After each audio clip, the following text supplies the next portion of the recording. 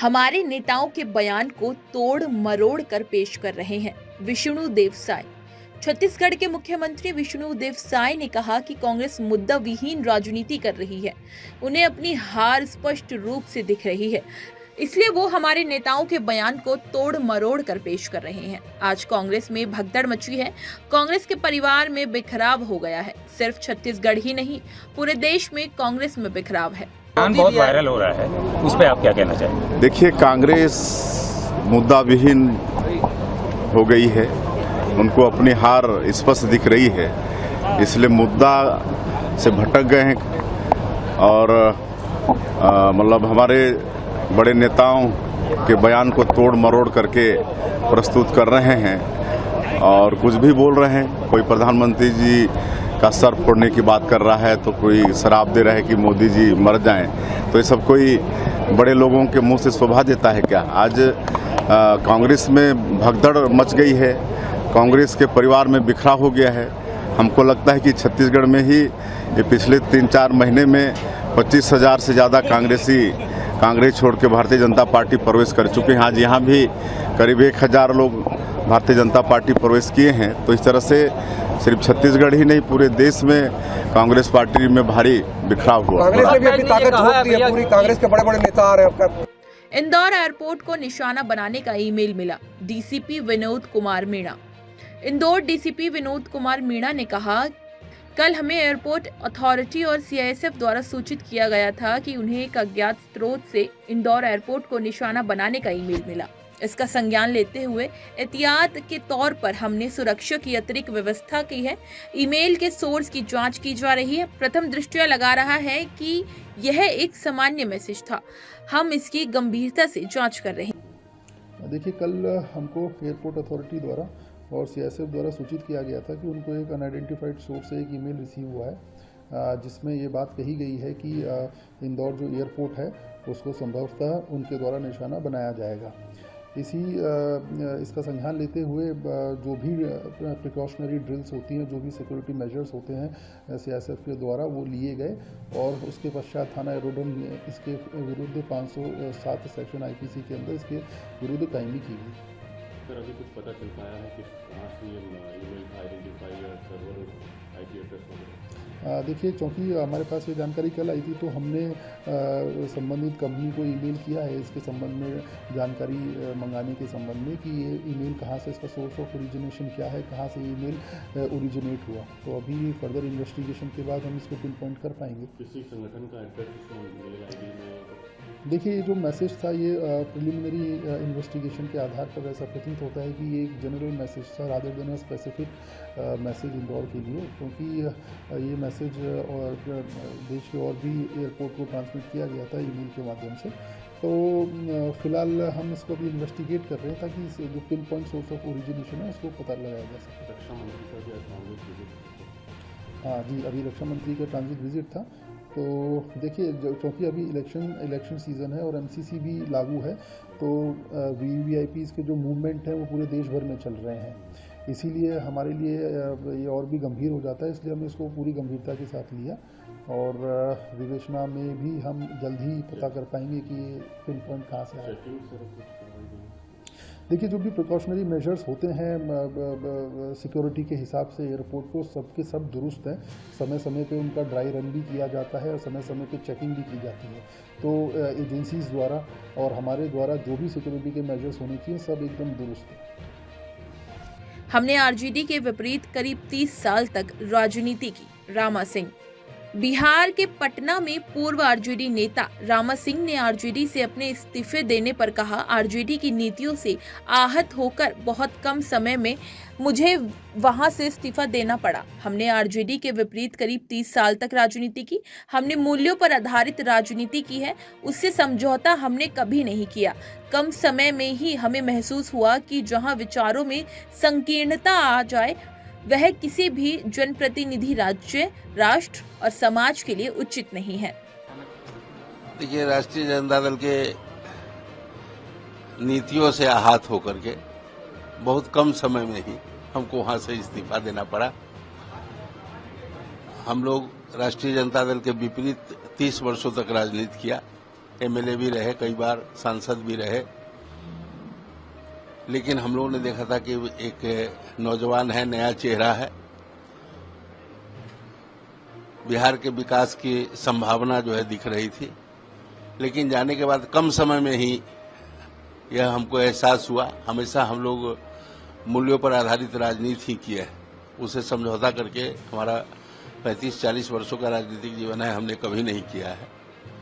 लेकिन कम समय में ही हमको महसूस हुआ कि जहां विचारों में संकीर्णता आ जाए वह किसी भी जनप्रतिनिधि के लिए और किसी राज्य या राष्ट्र के या समाज के लिए उचित नहीं है। और इन राष्ट्रीय जनता दल की जो पॉलिसी है, जो नीति है, वहां का जो तौर तरीका है, वो तमाम चीजें जो हमको विपरीत लगा, हमारे विचारों से विपरीत लगा और उसी से आहत होकर के हमने इस्तीफा दिया। कांग्रेस की नजर सिर्फ आपकी वर्तमान कमाई पर ही नहीं है। प्रधानमंत्री मोदी महाराष्ट्र के लातूर में एक विशाल जनसभा को संबोधित करते हुए प्रधानमंत्री नरेंद्र मोदी ने कहा, कांग्रेस की नजर सिर्फ आपके वर्तमान कमाई पर ही नहीं, आप जो संपत्ति अपने बच्चों के लिए जोड़ रहे हैं उस पर भी कांग्रेस गिद्ध नजर लगाकर बैठी हुई है। देंगे क्या साथियों, कांग्रेस की नजर सिर्फ आपकी वर्तमान कमाई पर ही नहीं है, लेकिन आप जो संपत्ति अपने बच्चों के लिए जोड़ रहे हैं उस पर भी कांग्रेस गीध नजर लगा करके बैठी हुई है। आपने सुना होगा उनके महाशय क्या कह रहे हैं। अब हमारे देश में तो हम लोग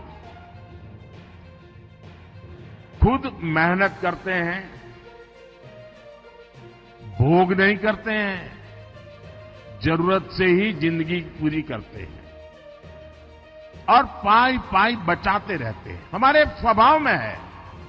और हर मां बाप की इच्छा रहती है कि कुछ न कुछ बचाएं ताकि मरने के बाद कुछ अपने संतानों को दे करके जाएं। ये हर मां बाप की इच्छा होती है कि नहीं होती है। गरीब से गरीब मां बाप होगा तो भी बच्चों को कुछ दे करके जाना चाहता है कि नहीं जाना चाहता है। अब ये कहते हैं कि आपने जो कमाया है, जो जमा किया है, वो पूरा का पूरा आप अपने संतानों को नहीं दे सकते हैं। अगर आपने 10 एकड़ भूमि है और बच्चों को मरने के बाद देना चाहते हो तो 5 एकड़ दे पाओगे, 5 एकड़। वो लोग कहते हैं कि मोदी एक भारत की बात क्यों करता है। प्रधानमंत्री मोदी महाराष्ट्र के लातूर में एक विशाल जनसभा को संबोधित करते हुए प्रधानमंत्री नरेंद्र मोदी ने कहा, मैं जब एक श्रेष्ठ भारत की बात करता हूं तो कांग्रेस के शहजादे को बुखार चढ़ जाता है। वो लोग कहते हैं कि मोदी एक भारत की बात क्यों करता है। भारत को खंड खंड में देखने वाले लोग पीएम पद को भी खंड खंड में बांटना चाहते हैं। 5 साल में 5 पीएम का इनकी योजना है, यानी बारी बारी देश को लूटने की योजना है। मैं जब एक भारत श्रेष्ठ भारत की बात करता हूं तो कांग्रेस के शहजादे को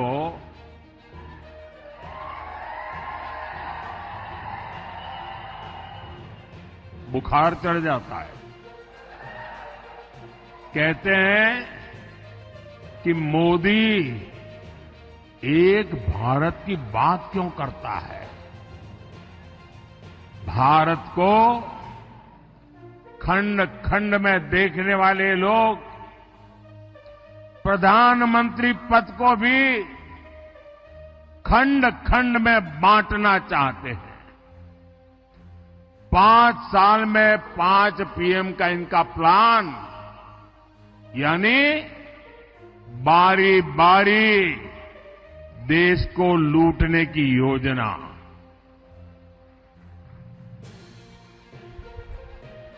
मुझे लगता है कि मुझे यहाँ से आशीर्वाद मिलेगा। वर्षा एकनाथ गायकवाड़।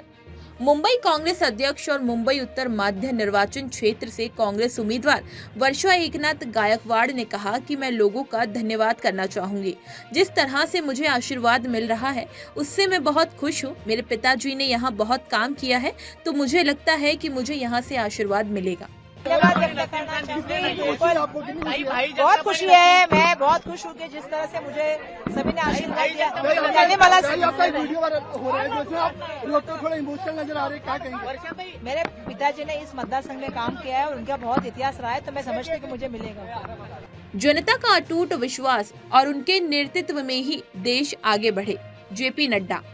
भाजपा के राष्ट्रीय अध्यक्ष जेपी नड्डा ने कहा, प्रधानमंत्री के नेतृत्व में भाजपा 400 पार करते हुए बहुमत के साथ आगे बढ़ रही है।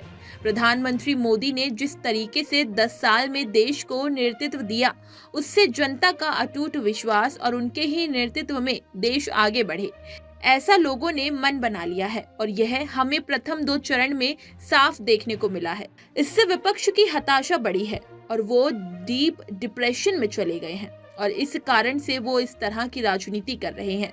वो समाज को बांटे, वो इतने ज्यादा बौखला गए हैं कि अब वो डीप फेक वीडियो लेकर आ रहे हैं।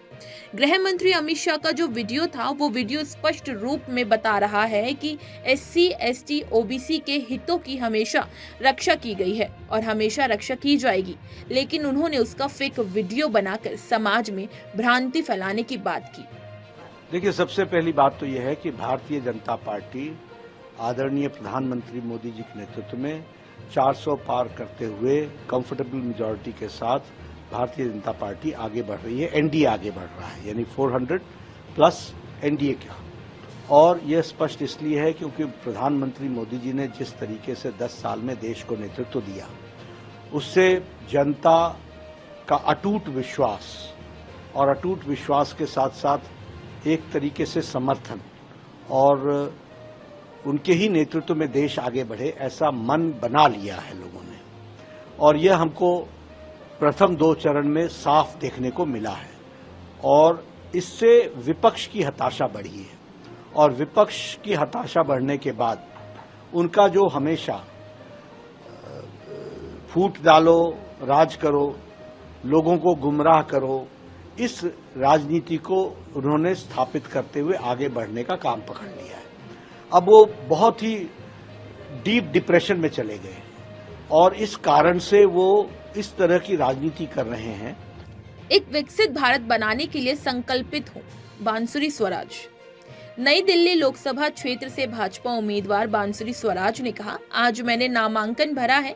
जनता के आशीर्वाद से अभिभूत हूँ, कार्यकर्ताओं के उत्साह से भावुक हूँ, एक विकसित भारत बनाने के लिए संकल्पित हूँ और सबका साथ, सबका विकास, सबका विश्वास, सबका प्रयास, इस मूल मंत्र को आत्मसात करके मोदी जी की गारंटी को जन जन तक पहुँचाने के लिए प्रतिबद्ध हूँ।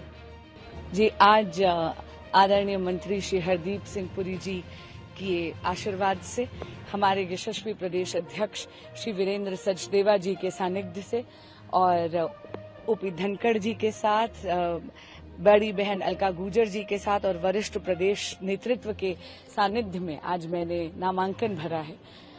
जनता जनार्दन के आशीर्वाद से अभिभूत हूँ, कार्यकर्ताओं के उत्साह से भावुक हूँ, एक विकसित भारत बनाने के लिए संकल्पित हूँ और हाँ, सबका साथ, सबका विकास, सबका विश्वास और सबका प्रयास, इस मूल मंत्र को आत्मसात कर मोदी जी की गारंटी को जन जन तक पहुंचाने के लिए प्रतिबद्ध हूँ। वो यहाँ से चुनाव लड़ने की हिम्मत नहीं कर पा रहे हैं। प्रधानमंत्री मोदी। महाराष्ट्र के माढ़ा में विशाल जनसभा को संबोधित करते हुए पीएम मोदी ने कहा कि 15 साल पहले एक बहुत बड़े नेता यहाँ चुनाव लड़ने आए थे। तब उन्होंने डूबते सूरज की शपथ लेकर कहा था कि यहाँ सूखे से प्रभावित क्षेत्रों तक पानी पहुंचाएंगे, लेकिन उन्होंने अपना वादा पूरा नहीं किया। अब उन्हें सजा देने का समय आ गया है। एक वो दिन था और एक आज का दिन है। वो यहाँ से चुनाव लड़ने की हिम्मत तक नहीं कर पा रहे हैं। पर समय आने पर चुकता करती है कि नहीं करती है? अब देखिए, 15 साल पहले एक बहुत बड़े नेता यहां चुनाव लड़ने के लिए आए थे। कहते हैं कि तब उन्होंने डूबते सूरज की शपथ लेकर कहा था कि यहां सूखे से प्रभावित क्षेत्रों तक पानी पहुंचाएंगे। उन्होंने पानी पहुंचाया क्या? पानी पहुंचाया क्या? पानी पहुंचाया क्या? याद है ना?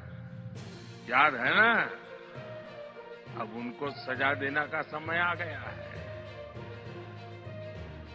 एक वो दिन था और एक आज का दिन है। वो यहां से चुनाव लड़ने की